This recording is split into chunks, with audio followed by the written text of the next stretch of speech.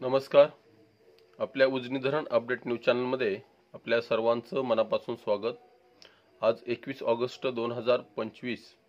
आज सकाळी उजनी धरणाची काय स्थिती आहे, उजनीतून भीमा नदीमध्ये पाण्याचा विसर्ग कितीने घटवलेला आहे आणि दौंडच्या विसर्गामध्ये किती बदल झाला आहे याची आपण सविस्तर माहिती घेणार आहोत.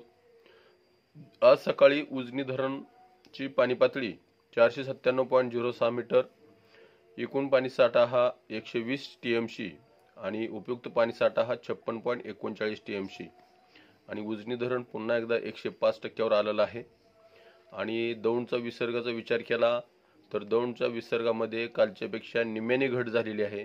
काल 1,77,000 क्युसेक्स असणारा विसर्ग आज सकाळी 89,096 क्युसेकचा विसर्ग कमी झालेला आहे, एवढा कमी झालेला आहे. आणि बंडगार्डनच्या विसर्गामध्येही घट झालेली आहे. काल तो 64,000 होता, आज 50,000च्या आत विसर्ग आलेला आहे. आणि वीरच्या विसर्गाचं बघितलं नीरा बेसिन मधल्या तर तोही खूपच कमी झालेला आहे. तो काल रात्री 24,000 क्युसेक्स असणारा विसर्ग आज 20,000च्या आत विसर्ग आलेला आहे. त्यामुळं भीमा नदी नीरा नदीतील पाणी पातळी थोडी थोडी का होईना वसरू लागेल. 1,45,000 विसर्ग म्हणजे तो सुद्धा विसर्ग जास्तच आहे, परंतु आणखी दुपारपर्यंत त्यामध्ये घट होईल. कारण येणारा विसर्ग हा 90,000 आहे आणि सोडण्यात येणारा विसर्ग हा 1,45,000 आहे. त्यामुळं कदाचित दुपारपर्यंत हा विसर्ग 1,00,000च्या आत येईल. आणि उजनीतून सध्याला बोगद्याद्वारे 900 क्युसेक्स, कालव्याद्वारे आता कालवा चालू केलेला आहे, तो 500 क्युसेक्सनं चालू केलेला आहे. आणि दहेगाव उपसा सिंचनमधून 40 क्युसेक्स आणि सिनामाडा उपसा सिंचनमधून 180 क्युसेक्स.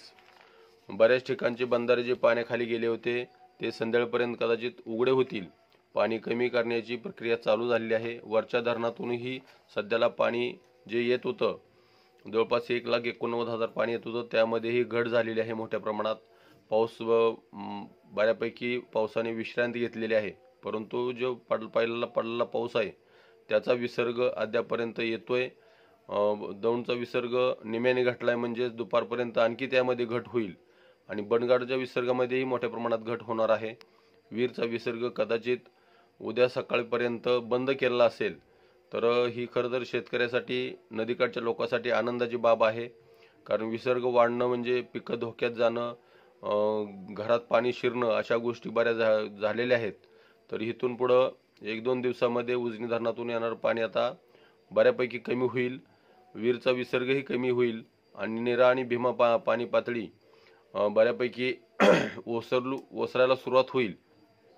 तर अशाच उजनीच्या ताज्या घडामोडीसाठी, ताज्या अपडेटसाठी आपल्या उजनी धरण अपडेट न्यूज चॅनलला लाईक करा, सबस्क्राईब करा, शेअर करा. उजनी धरण अपडेटसाठी बेंबळेहून सिद्धेश्वर शिंदे. धन्यवाद.